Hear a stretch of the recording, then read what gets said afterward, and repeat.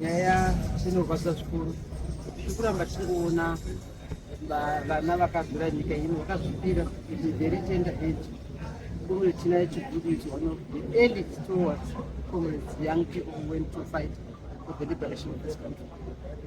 Munhu akaramba achida nyika yake akaishandira mumapositions akasiyana-siyana ari peminini sector.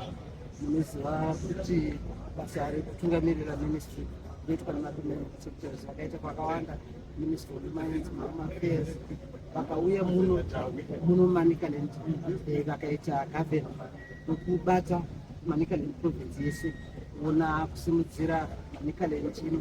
Basa guru rawakaita muno Manicaland rinozikanwa, unotogona kuribata munhu aida vanhu.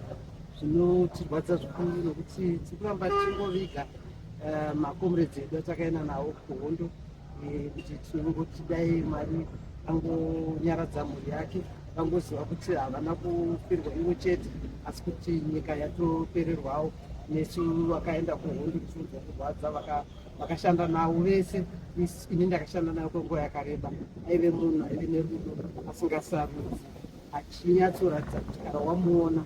Pane vamwe vanhu kuti ukasangana navo kana wabva ipapo haunzwi zvakanaka, vachibudu vanga vari munhu angava wabva pavari unzwa zvakanaka kuti ndabva pane munhu wakanaka anotaura zvokusimudzira mweya wako. Saka kurasikirwa kukuru kuManicaland kuno tashaya kuti chaita sei, nekuti ndivo vacho vane institutional memory. Kana uchida kunyatsoziva nezveManicaland, uchinatsoda kuziva whether iri politics, iri economy, socially nezvese ranga riri database yezvinhu zvese, nekuti vese vatungamiriri kuno kuManicaland vachida kunzwisisa kuti politics dzeManicaland dzakafamba dzinomira sei, dzakafamba sei, vaitoenda pavari. So tarasikirwa zvikuru vese, ndarasikirwawo sine munhu daiziva zvikuru